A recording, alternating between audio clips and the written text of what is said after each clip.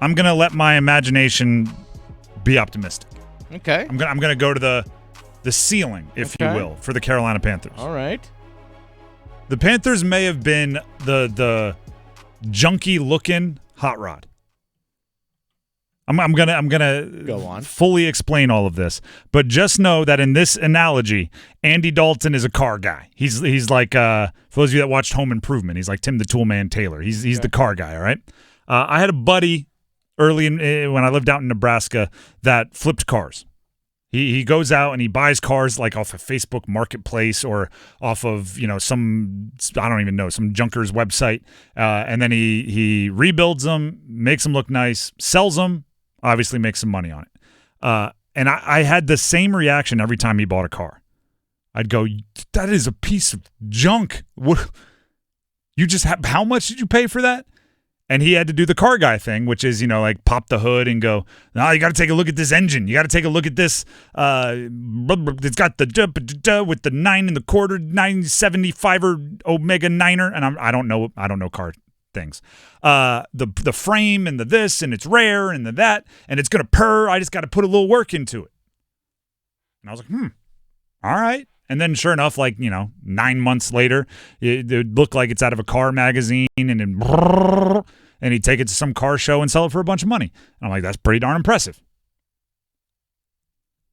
Again, Andy Dalton is the car guy in this analogy. When I let my imagination run wild a little bit, Andy Dalton is looking at the Panthers offense in weeks 1 and 2, and we're all looking at it like I did at the beginning of the car, right? I'm going like, that is a piece of junk. They scored 13 points in the first 2 games combined. They didn't have any running backs run for a touchdown. They didn't have any receivers or tight ends catch a touchdown. I'm looking at it going, that's a piece of junk. You can't drive that across town, let alone sell it for more. And then Andy Dalton pops the hood and goes, well, look at this engine. Meaning pops the hood, look at this offensive line. They're blocking. They're preventing pressures. And then he's, looking over here and he's tapping something and steam comes out and he's like, that's a great wide receiver right there. That's Deontay Johnson. That's 100-plus yards just waiting to get utilized. It's just right now with the rust and you don't have this and we need to get a spit shine here. Eventually, once the quarterback gets in there, once the right driver gets in there, it's going to be great. And then Andy Dalton pulls up week 3, leather jacket on like he's one of the greasers from Greece talking about Grease Lightning. Like, I told you. Just needed the right driver. Just needed the right mechanic. The 33rd team, which is an online advanced analytics website, posted the offensive lines with the lowest pressure rates through week 3. So offensive lines that have allowed the lowest percentage of pressures per play, right? So if you play 10 plays, you have a 30% pressure rate, it's going to be 3 pressures. The top 3 were the Ravens were number 1, okay, 23.1%.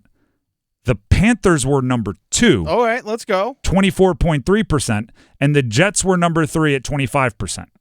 If that's where the story ends, that's a good engine.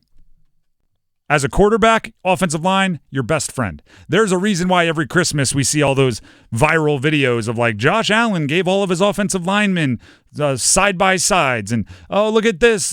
Kyler gave them all one-of-a-kind custom Jordans or whatever. They spend all the money on the offensive line. It's because the offensive line, if they play well, your job becomes 1,000 times easier.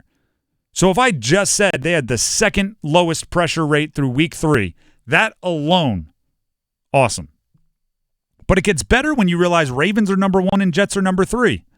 Because if I'm a defensive coordinator, I'm not going to pressure Lamar and Rodgers the same way as I pressure other quarterbacks because they are Lamar and Rodgers, right? Because if you send an extra defender at Lamar and he makes a miss, now he's running downfield with one less guy chasing him. If you send an extra rusher at Aaron Rodgers, he simply snaps off a quick hot route to Allen Lazard, and suddenly it's a first down. Now look at who the Panthers were playing at quarterback. A very obviously rattled young quarterback and a 36-year-old making just his second start in years at quarterback. Defensive coordinators are probably thinking, I need to dial up the pressure against those guys. I need to see if I can rattle them. Yet still, the Panthers are second best in the league in lowest pressure rates. Taylor Moton, their tackle, third in the league out of all tackles with a 2.8% pressure rate. That's a good engine. Deontay Johnson, I wish I knew more about cars. He's a good some other part under the hood that is expensive to fix, but it's strong and well made. And Dalton knows how to use them. He knows how to drive. Dave Canales was asked about the chemistry between Andy Dalton and Deontay Johnson, that wide receiver. This is a real challenge, to come into a situation where most of your reps haven't gone to Deontay, but both of those guys are experienced players who are very serious about the game plan, about working through the nuances of the routes all the way through the plan. And so that was a full week process all the way through Saturday of talking, on game day, talking, having those conversations on the sideline. So just a great job by those two guys to find good work together. I'm telling you. When my mind wanders to the ceiling, to the most optimistic, which I do think is a good exercise to do every now and then. I think, based on the fandom history over the last 6 or 7 years of the Panthers, it's very easy to let your mind wander to, what if this doesn't work? Or, last time I believed in them, this happened. Just waiting for the carpet get yanked out from exactly. You're waiting for the other shoe to drop. The other one is also fun, right? It's when things go well, how does that look? And what it looks like is you start to recognize there were some good parts of the offense when Bryce Young was there.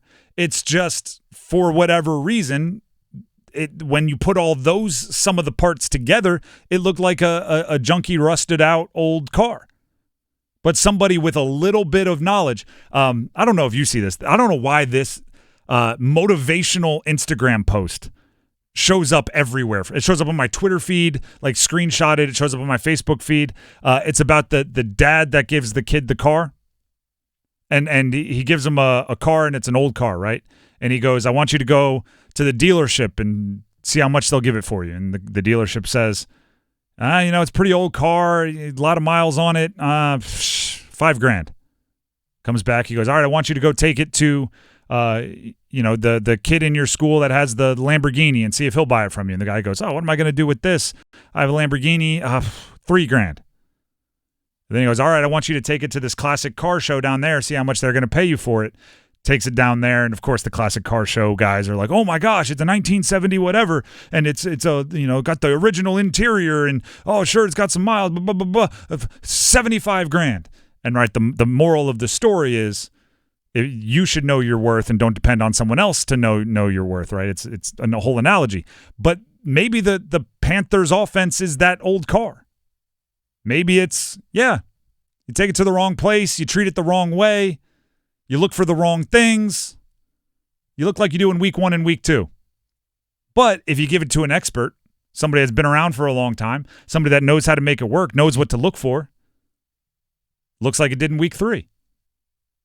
I think that's the best argument for this being sustainable. And I'm not saying like 300 yards, 3 touchdowns every game. I'm saying like an above average offense weekly. I think the best argument for that is all the pieces were there. They just didn't have a experienced enough driver to bring them together.